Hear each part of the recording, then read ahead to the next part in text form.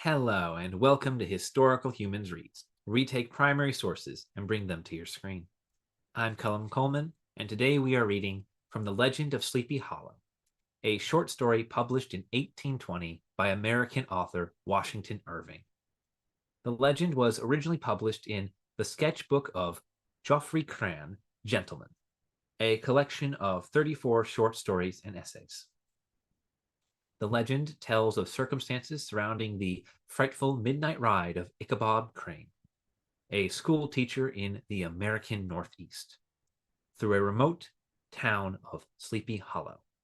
Since its publication over 2 centuries ago, the legend of Sleepy Hollow has embedded itself into the folklore of American culture as a timeless classic retold across mediums as broad as campfire tales and feature films.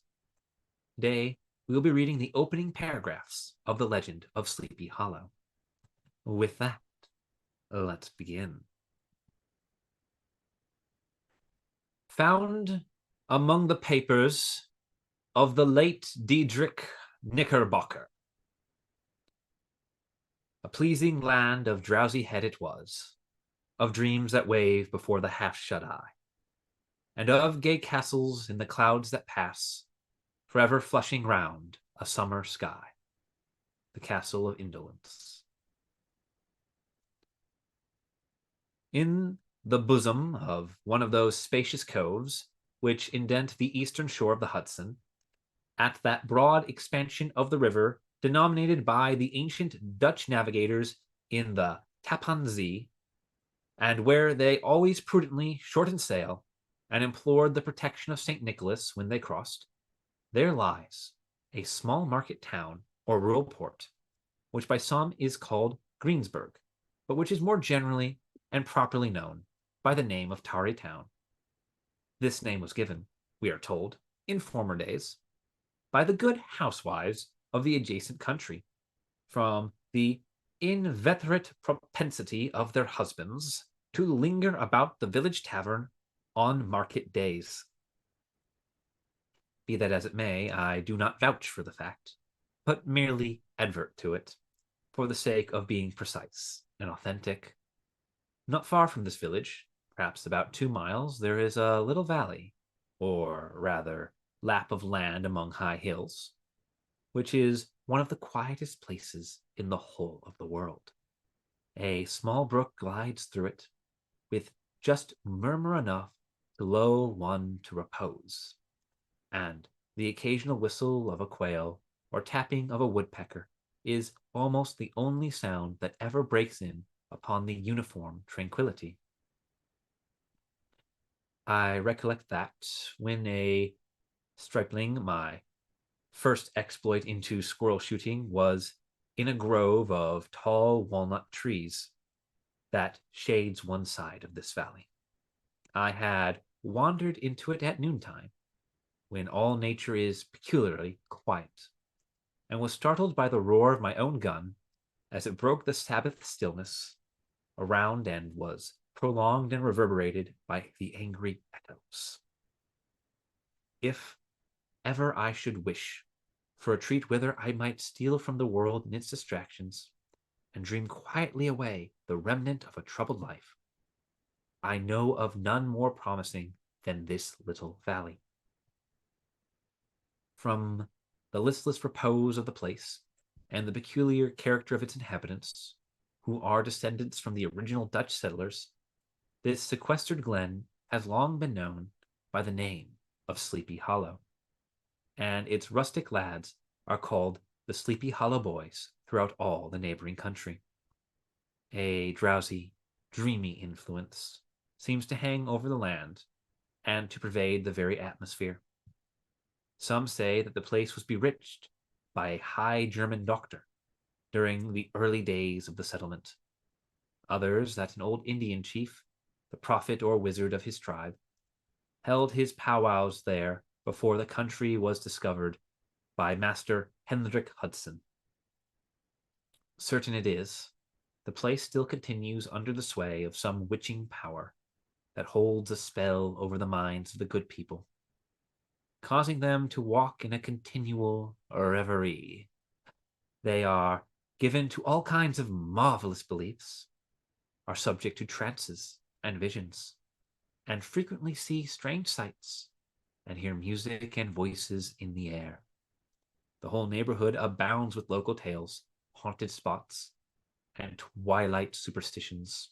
Stars shoot and meteors glare oftener across the valley than in any other part of the country. And the nightmare, with her whole ninefold, seems to make it the favorite scene of her gambols.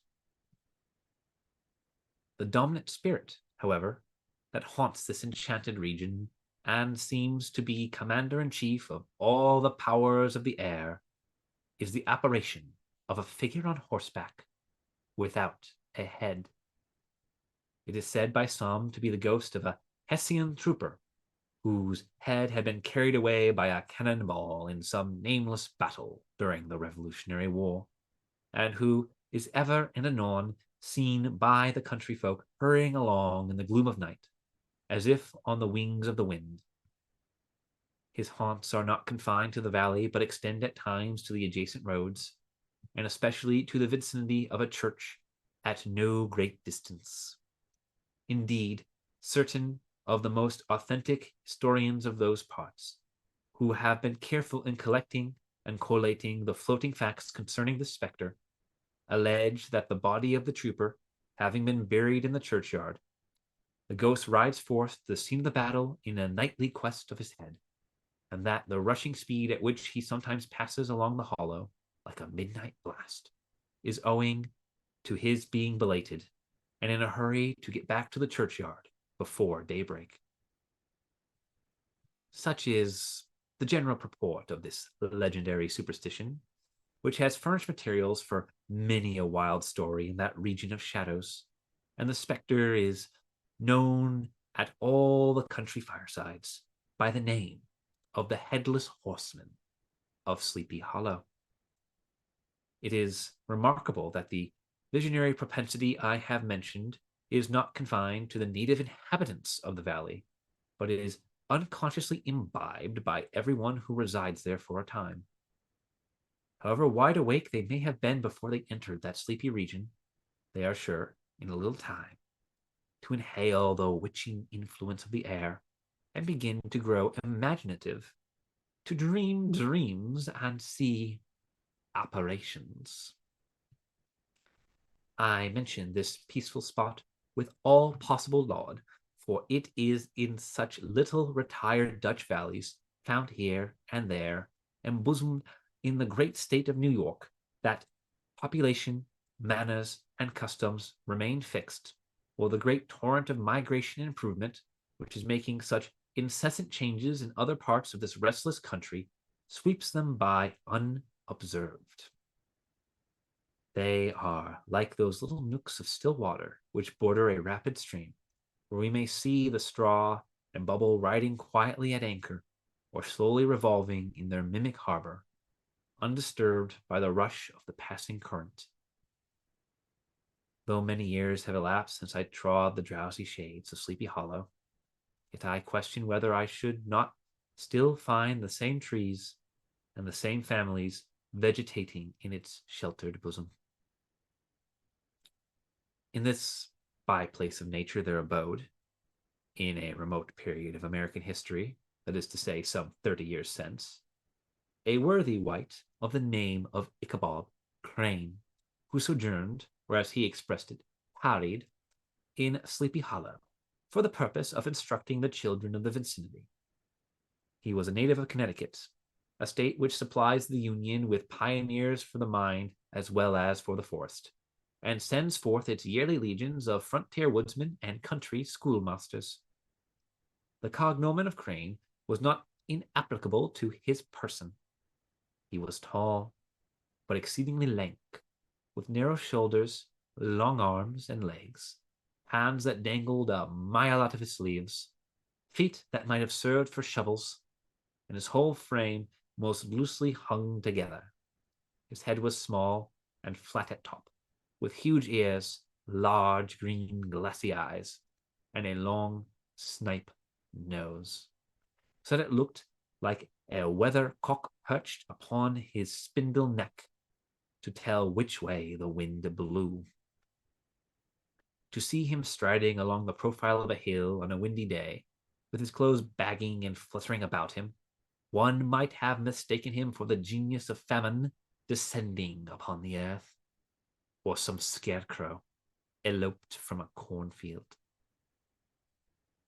This has been an excerpt from the Legend of Sleepy Hollow on Historical Humans Reads. If you enjoyed this video and would like to hear more excerpts from original texts, please subscribe to be notified of the next one. If there's a work you would like to hear, be sure to like the video and leave a comment listing it below.